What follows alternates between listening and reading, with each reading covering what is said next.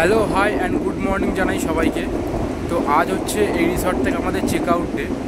গত দুদিন কিন্তু এখানে দারুণ কেটেছে, এতটাই সুন্দর এই রিসর্টটা যে যেতে মন চাইছে না। তো যাই হোক, যারা এই মন্দারমণিতে থাকতে চাইছে, একটা সুন্দর নিরিবিলি পরিবেশ, সুন্দর একটা রিসর্টে, তারা অবশ্যই এই রিসর্টটা একবার চেক করতে পারেন।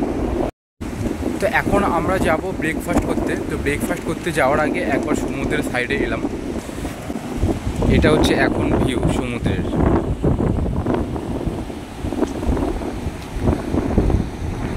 গতকাল তুলনায় আজকে ওয়েদারটা একটু ঠিকঠাক আছে, তবে রোদ কিন্তু এখনও তেমন ওঠেনি, মেঘলা ওয়েদার আছে। আমরা এখন চলে এসেছি ব্রেকফাস্ট করতে। গতকালের মতো আজকেও শেষ সময়। ব্রেকফাস্ট করার পর গরম গরম চা খেয়ে আমরা এখন যাচ্ছি দীঘার জগন্নাথ মন্দিরে। আমরা এখন যে রাস্তাটা দিয়ে যাচ্ছি সেই রাস্তাটার নাম মেরিন ড্রাইভ বা সৈকত সরণি। অনেকেই এই রাস্তাটার সাথে পরিচিত, আবার অনেকেই হয়তো এই রাস্তাটা জানেন না। প্রায় 30 কিলোমিটার দীর্ঘ এই রাস্তাটা দীঘাকে তাজপুর, শঙ্করপুর এবং মন্দারমণির সঙ্গে যুক্ত করেছে।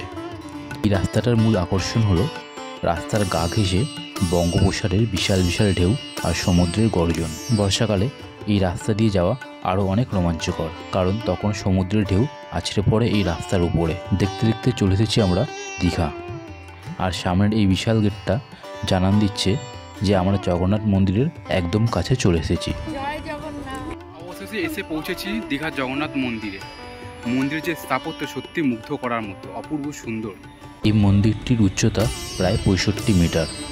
মন্দিরের দেওয়াল এবং চূড়ার যে নকশাগুলো করা হয়েছে সেগুলো খুবই নিখুঁত এবং অপূর্ব সুন্দর। পুরো মন্দিরটা দেখলে মনে হচ্ছে যেন পুরো জগন্নাথ মন্দিরের প্রতিচ্ছবি।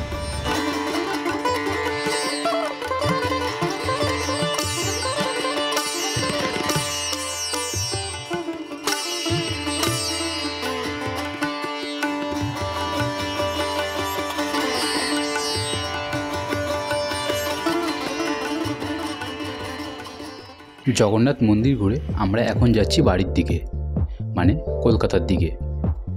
রাস্তায় যেতে যেতে অনেকগুলো ডাবের দোকান দেখতে পেলাম, তাই আমরা এক জায়গায় দাঁড়িয়ে সবাই একটা করে ডাব খেয়ে আবার চলতে থাকতাম গন্তব্যের উদ্দেশ্যে।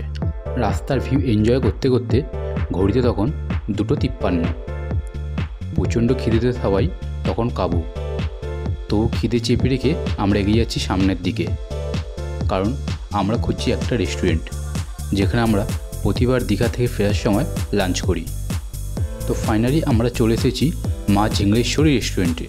এখান খাবারগুলো কিন্তু এতটাই টেস্টি, যতবার আমরা দীঘা থেকে ফিরি আমরা কিন্তু এখানেই লাঞ্চ করি। কাঁসার থালায় এত সুন্দর করে এরা খাবার পরিবেশন করে, এটাই আমার সবচেয়ে সুন্দর লাগে।